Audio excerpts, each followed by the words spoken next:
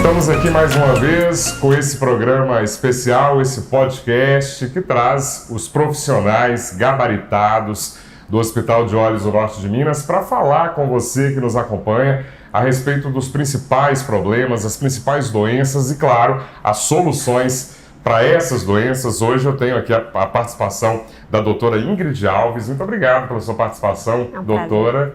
Prazer todo meu. E a gente sempre, hoje o nosso tema, já vou adiantar o tema aqui para você, vamos falar do olho seco. O que provoca, quais são os tratamentos, mas antes disso a gente sempre tem o cuidado, doutora Ingrid, de apresentar um pouco melhor para os pacientes, para os clientes do Hospital de Olhos e para o público em geral, os profissionais que fazem esse hospital. Então eu queria que você apresentasse um pouquinho melhor. É nascida aqui no Norte de Minas? Sou, Délio. Eu sou nascida aqui no Norte de Minas, estudei sempre aqui, me formei na Unimontes em 2011 e depois fui para BH para fazer residência de oftalmologia e após a residência eu fiz o fellowship em pálpebras e vias lacrimais. Mas é aqui de Montes Claros ou de uma outra cidade da região? Eu sou daqui, nasci aqui, Nasceu em Montes estudei aqui, só saí para estudar mais e voltei. Que maravilha, o Norte de Minas realmente, Montes Claros em especial, é uma cidade muito acolhedora, né? As pessoas elas são muito boas e a gente fica muito feliz de ver esses talentos saídos aqui de Montes Claros e que permanecem aqui, né? Que traz todo esse conhecimento. Doutor, então fala pra gente, vamos entrar aqui no nosso assunto, que é o olho seco. Primeiro, caracteriza pra gente o que é essa doença. Então, na verdade... Ou essa condição, né? Hoje a gente chama de síndrome de olho seco, né? E aí esse desequilíbrio, ele acontece, basicamente a gente divide, né, entre duas formas. Ou seja, na quantidade de água dessa lágrima ou na qualidade dessa lágrima. Aí a gente divide basicamente entre olho seco evaporativo, que é quando eu tenho pouco lipídio, existe uma alteração da qualidade, então essa lágrima ela evapora muito do olho e por consequente há olho seco. Ou então o olho seco aquoso, né? Por deficiência de água. A glândula produz menos água do que devia e aí o olho fica seco.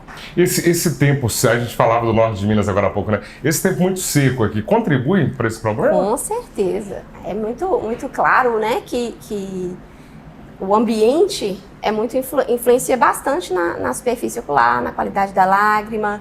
Nós precisamos falar também não só sobre o ambiente, né, sobre o ar-condicionado, sobre o ventilador, porque essa camada ela está exposta ao ambiente. Então a poluição que você está recebendo, os ventos, o tempo seco, tudo isso vai contribuir para o seu olho seco. No ambiente onde a gente está aqui gravando tem um ar-condicionado, isso é muito comum em qualquer lugar, às vezes no carro, na casa. E ter cuidado, né, fazer aquela manutenção ajuda para evitar esse problema? A manutenção do ar-condicionado ajuda no sentido de remover as impurezas, né? Mas a gente precisa mais do que isso para poder reduzir o impacto na superfície ocular. Hoje, alguns pacientes que têm o olho seco mais grave precisam de colocar umidificadores no ambiente, né? Precisam de reduzir as telas, porque um dos principais fatores que vem aumentado tanto a síndrome de olho seco é o uso de tela, né? A gente fica em casa no celular, no tablet, vai para o trabalho, tem no computador.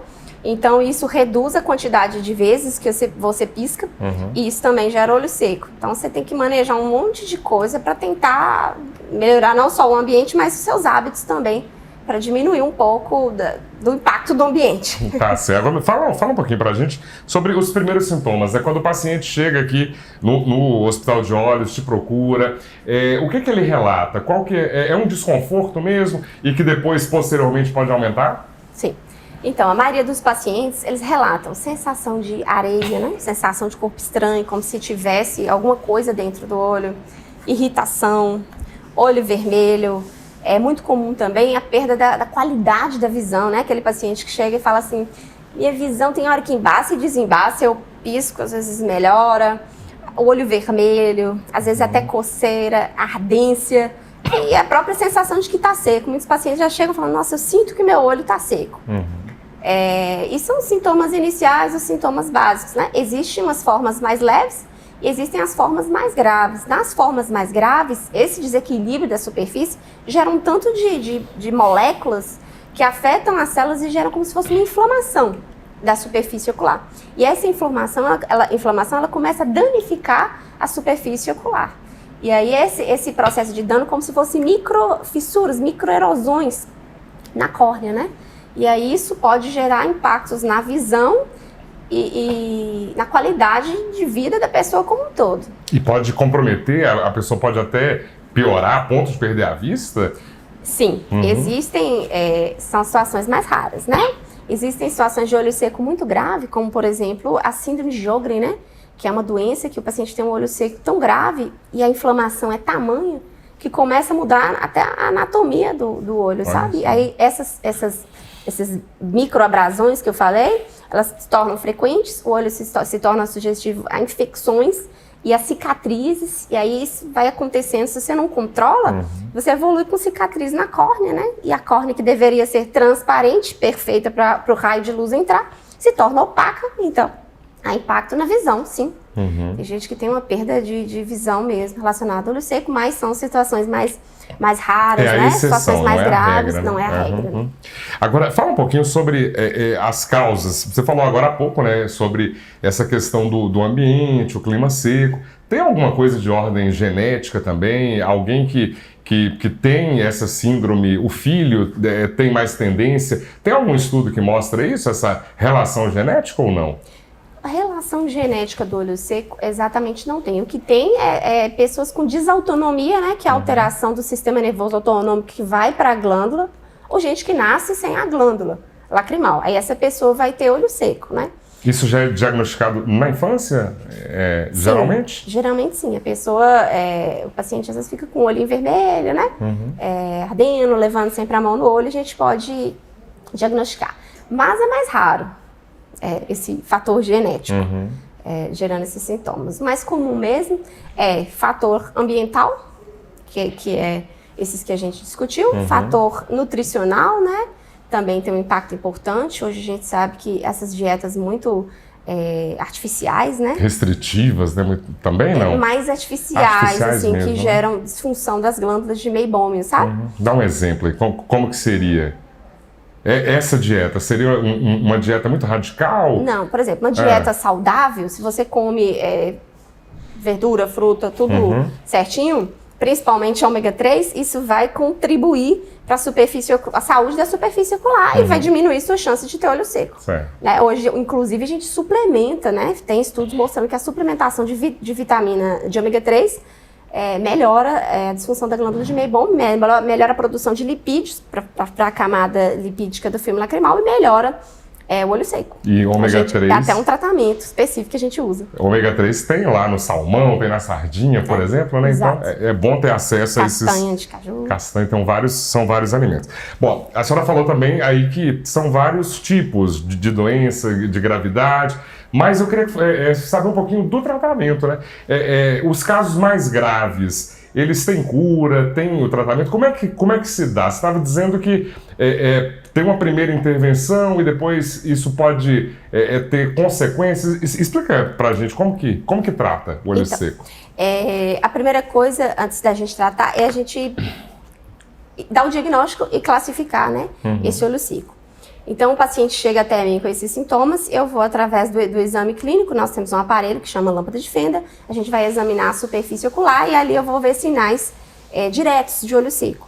Aqui no Hospital de Olhos do Norte de Minas nós temos também um equipamento super moderno, né, que temos em poucas regiões do Brasil, que é um aparelho que chama óculos queratográfico. Então, com esse aparelho, eu consigo ter detalhes do filme lacrimal. Então, eu consigo avaliar, medir, por exemplo, o menisco lacrimal, para eu saber a quantidade de água que esse paciente está tendo, para ver se a produção de água dele está boa.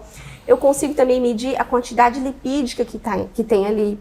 Eu consigo ver a estabilidade dessa lágrima, que é quanto tempo essa lágrima sustenta até a próxima piscada, que é uma coisa que a gente chama de boot ou break-up time, né? E consigo ver, inclusive, a anatomia e a morfologia das glândulas de Meibômios, que são essas glândulas da pálpebra que eu falei que produzem os lipídios. Então, de posse dessa tecnologia toda, eu consigo diagnosticar o paciente e meio que classificar ele, qual olho seco, né? Para eu saber qual é a área que eu vou atuar mais. Se é uma deficiência mais de água, que eu vou atuar de uma maneira, ou se é uma deficiência mais de lipídica, que é o olho seco evaporativo, que eu vou atuar mais nessas glândulas de Meibômio.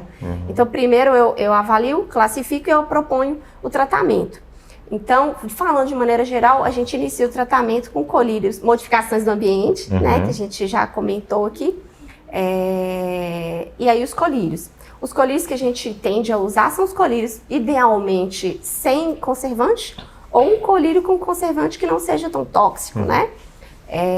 Depois a gente, dependendo da escala, né, da gravidade ou da não resposta ao tratamento, a gente vai progredindo nessa linha de tratamento.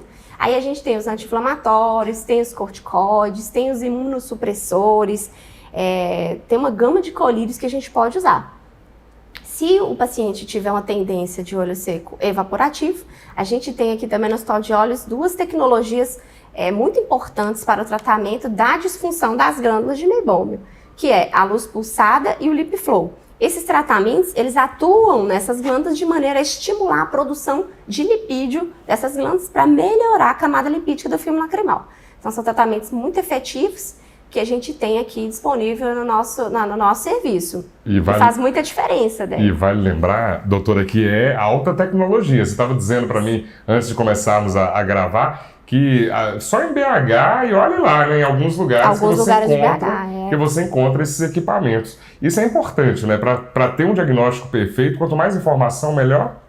Claro, a gente consegue manejar o paciente especificamente na causa dele, né? Porque às vezes você fica ali usando colírio, e o paciente, o colírio também dá trabalho para ele pingar, né? Às vezes tem paciente que eu tenho que tem que usar colírio de 2 em 2 horas, de 3 em 3 horas.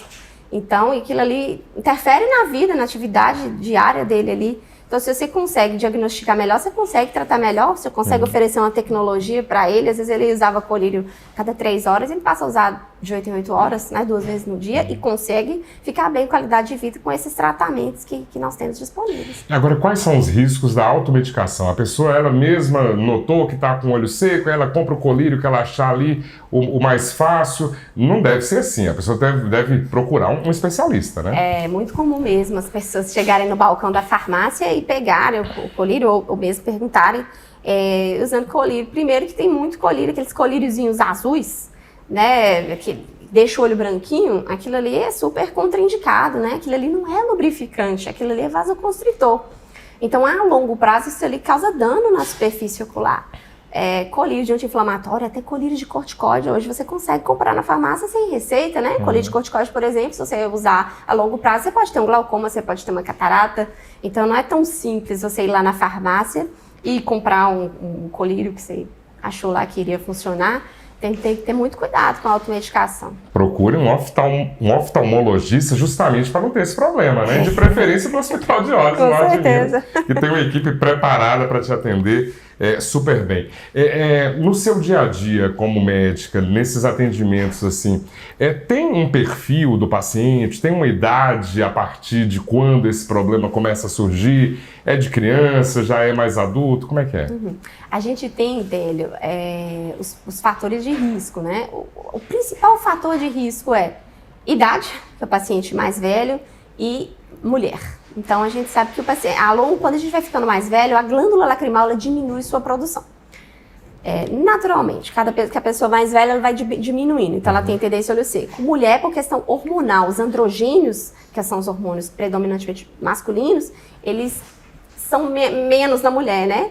Então, por isso a mulher tem uma tendência de ter olho seco. Usuários de lente de contato, porque a lente de contato causa também um desequilíbrio da superfície ocular, tem uma tendência de ter olho seco, e pacientes que têm algumas outras doenças do olho, como por exemplo, glaucoma, né, que já usa colírio, que às vezes o colírio que ele usa para o glaucoma pode gerar um olho seco, e outras doenças da pálpebra, cirurgias perioculares, são fatores de risco para você desenvolver olho seco.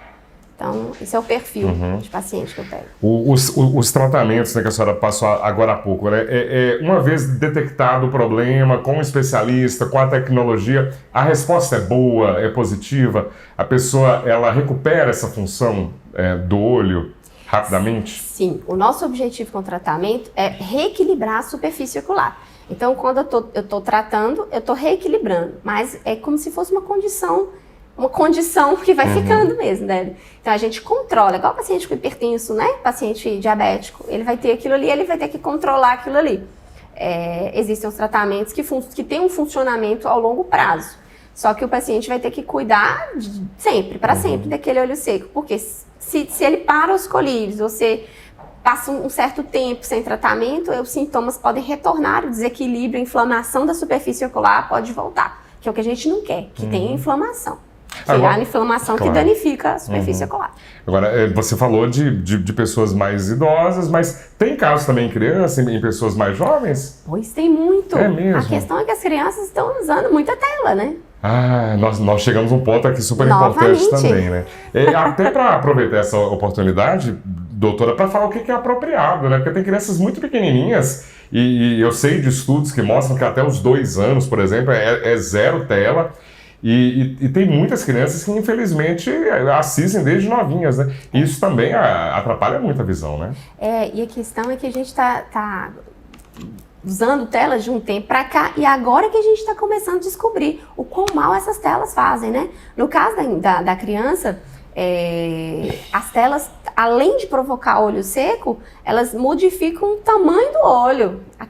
Lendo naquela tela ali muito tempo, libera como se fossem substâncias que crescem o tamanho do olho e gera miopia. Então a gente sabe que não é só olho seco, é miopia e outros problemas da luz azul também, distúrbios de sono, né? Distúrbios de irritabilidade. Então a gente fala que até 1, 2 anos, se puder evitar totalmente, seria bom. De 1 ano a 6 anos, no máximo 1 hora por dia. 1 hora por dia? 1 hora por dia. Idealmente divididas, né? Meia hora e meia hora. É isso que eu falo para os pacientes, porque às vezes é difícil falar, não usa nada. Ideal seria se não usasse nada, né? Mas é difícil. Então, no máximo 1 hora por dia. É tão impressionante essa questão da tela que agora tem estudos mostrando que quando você está na tela, como o seu piscar reduz até o estímulo neural para as glândulas de Meibomian. E isso, a longo prazo, gera uma atrofia nessas glândulas. Há 5, 10 anos atrás, a gente nem imaginava isso. Então, e uma atrofia dessa sem tratamento, ela fica talvez até irreversível, né? Sim, uma vez danificado. Impressionante. Então tem que ter esse cuidado todo aí. Doutora Ingrid, então a gente já está chegando aqui no final, mas se tiver algo ainda relevante para falar, na sua experiência médica, no seu dia a dia, que conselho que você daria, de uma maneira geral, para cuidarmos melhor da nossa visão, com essa questão principalmente do olho seco? O conselho é sempre manter seu exame oftalmológico em dia, né? Visitar seu oftalmologista, ter hábitos de vida saudáveis, né? Evitar alcoolismo, tabagismo, que também gera olho seco, cuidar do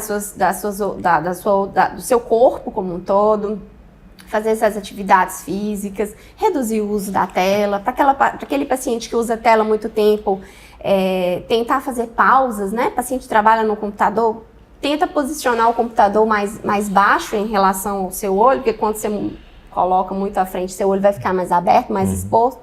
Se colocar mais abaixo, seu olho diminui um pouco a fenda, diminui a exposição. Faça pausas a cada meia hora. Lembre de piscar, apertar o olhinho durante essas pausas para que essas glândulas consigam liberar seus lipídios, melhorar o filme lacrimal. Use os colírios como que seu oftalmologista prescreveu. E acho que é isso. E, gente, piscar é importante demais. A gente vê a série da Wandinha, né, que o pessoal fala que ela não pisca, a personagem. Na vida real é bem diferente. A gente tem que piscar muito, né, para ter a produção da lágrima e tudo isso que a doutora Ingrid acabou de trazer para a gente. Agradeço a sua participação. Muito obrigado. Obrigada, por falar de uma maneira tão direta, tão objetiva e tão científica também, com informações tão relevantes. Obrigado, doutora. Obrigada.